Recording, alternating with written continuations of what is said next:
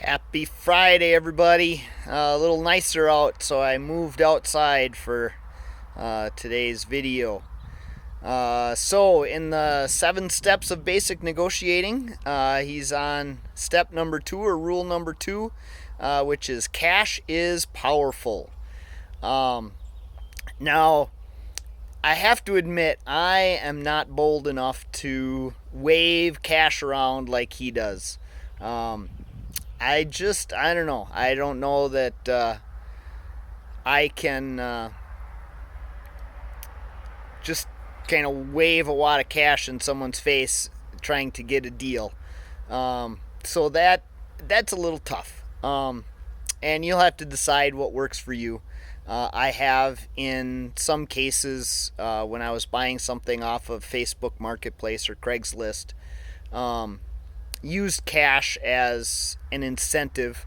But I can't say that I'm fanning it out and folding it up and, doing some of the things they were talking about. I at times will let people see the cash and say, this is what I got. But I do think cash is powerful, and I do think that when people see the cash,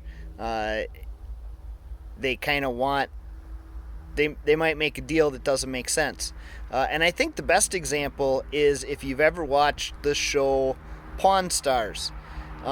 People come in with these amazing relics, and the guy at the store is like, do you mind if I have a buddy come in and look at this? And they're, no, of course not. And then the expert comes in and looks at it and says, yep, it's authentic and it's worth $6,000. And so the guy at the pawn shop says, okay, well, what do you want for it? And the guy says, well, the expert says it's worth $6,000. I'd like $6,000. And every time the guy from Pawn Stars says, I'll give you $3. That's all I can do.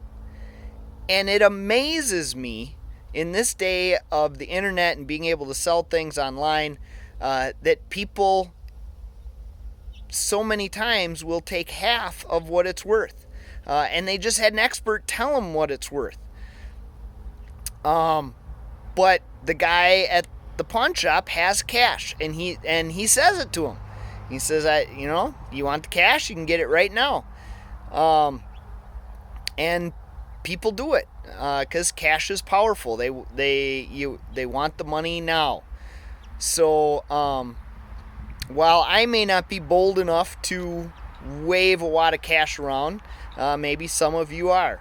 But there is definitely emotion attached to cash. Now, the other part that he talked about that I am very good at is your walkaway power. Your ability to say, you know what, I think I'm going to look somewhere else. I very rarely get married to something where I have to have this thing at this store at this time. I am very good at saying, I can wait.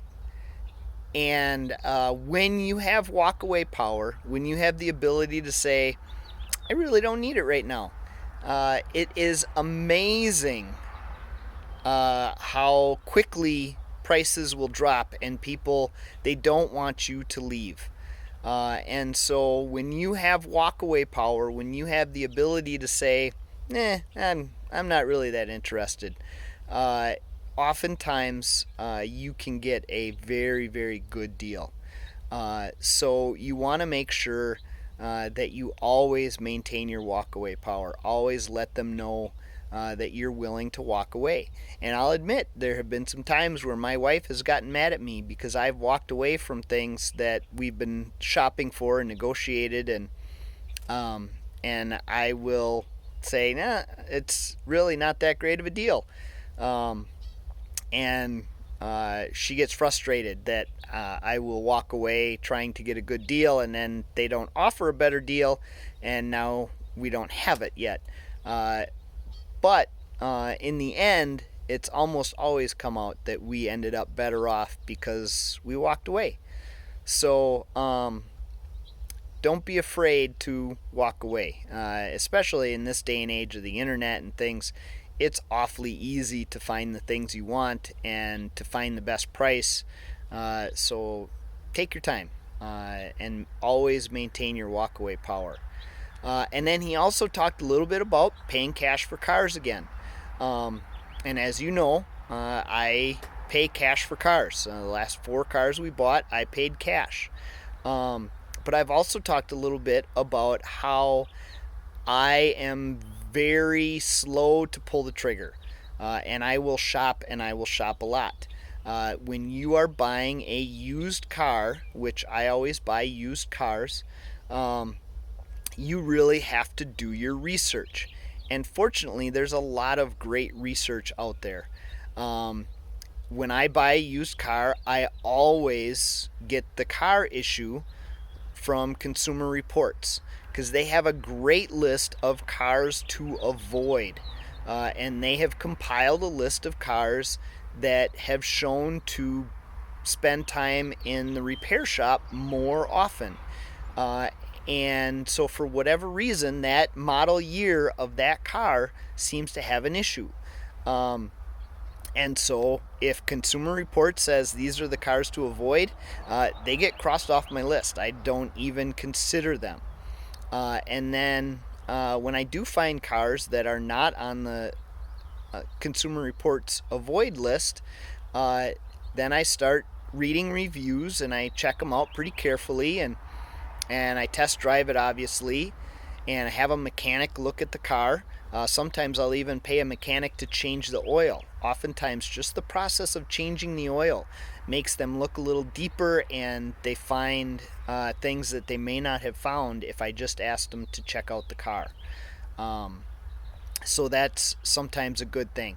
And then I will go on Kelley Blue Book, kbb.com, and many of the other car websites, and I will shop around to find out what people are paying for that model car. And if you can come to a dealer or come to a private seller with print-offs in hand of cars that are very similar, same model year, similar mileage, similar condition, and show them that you can find those same cars for significantly less, oftentimes that's a great negotiating tool. So I always come prepared with similar makes and models to show what the current prices are, and that oftentimes leads to a very good deal. So make sure you're shopping around, and same with cars. Have your walkaway power. Car dealerships know when you say I'll be back, most of the time you're not coming back, and so they don't want you to leave. So if you say I don't think so, I'm going to take off, they will do everything in their power to keep you there, including sweetening the deal. So let's maintain that walkaway power. Do your research when paying cash for your used cars, and you'll have a lot of success in negotiating prices with those tactics. So hope you guys have a great weekend, and we'll see you on Monday with the rest of the Lucky 7 rules of negotiating. So take care, guys. See you later.